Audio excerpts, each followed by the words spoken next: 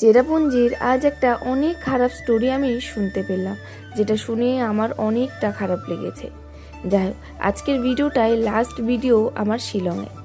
এইদিকে আমি তো দুটো ভিডিও শেয়ার করেছি, তার মধ্যে কিন্তু দেখিয়ে দিয়েছি আমরা কোন কোন ওয়াটারফলে গিয়েছি। আমরা কিন্তু দুপুরে খাওয়া দাওয়া করে এখন কিন্তু আবারও বেরিয়ে পড়েছি আরও কয়েকটা ওয়াটারফল দেখবো বলে। চেরাপুঞ্জিতে এসে যদি আমরা সেভেন সিস্টার ওয়াটারফল না দেখলাম তাহলে মনে হবে কিছুই দেখিনি, কারণ এই সেভেন সিস্টার ওয়াটারফলটা অনেকটাই ফেমাস। আমরা তো থাকার প্ল্যান করে আসিনি, সেই জন্য কিন্তু আমরা একদিনেই যা ঘোরার ঘুরে নিয়েছিলাম।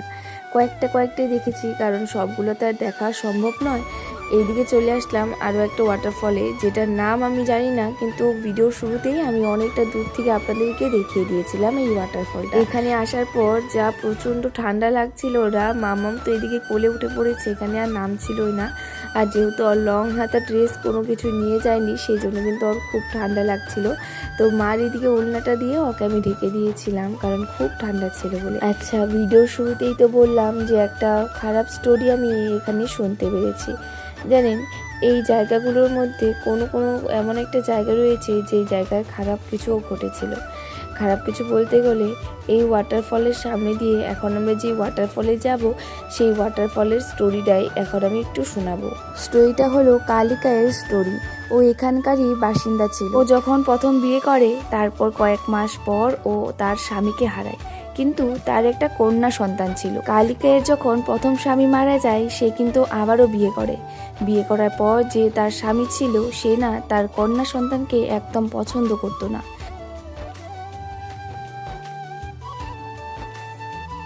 একদিন কালিকায় কাজে বেরিয়ে গেছিল, তখনই তার স্বামী তার ছোট্ট সন্তানকেই কিন্তু মেরে রান্না করে রেখে দেয়।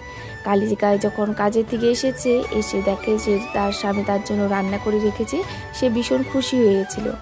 সেই রান্নাটার মধ্যে কিন্তু কালিকায়ের মেয়ের মাংস রান্না করা ছিল। সে খেয়ে যখন বেরিয়েছে, তখনই দেখে একটা আঙ্গুল পড়ে রয়েছে। আঙ্গুলটা দেখে সে বুঝে গেছে মাংসটা তার মেয়েরই ছিল। তখন সে নকালিকা ওয়াটারফল, মানে এই ওয়াটারফলের সামনে এসে কিন্তু সুসাইড করে নিয়েছিল।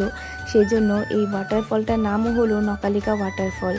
যাই হোক, এই স্টোরিটা শুনে আমার খুব খারাপও লেগেছে যে এমন কি কখনো কেউ করতেও পারে।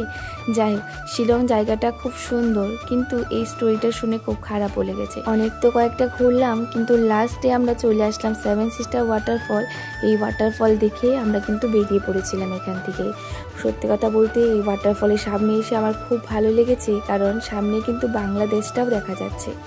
মামামু এসে এখানে ভীষণ খুশি হয়েছে, কারণ এখানে বাচ্চাদের খেলনার জন্য কিছু জায়গা ছিল। আমাদের কিন্তু শিলংয়ের ঘোরার এই একদিনের ট্রিপটা খুব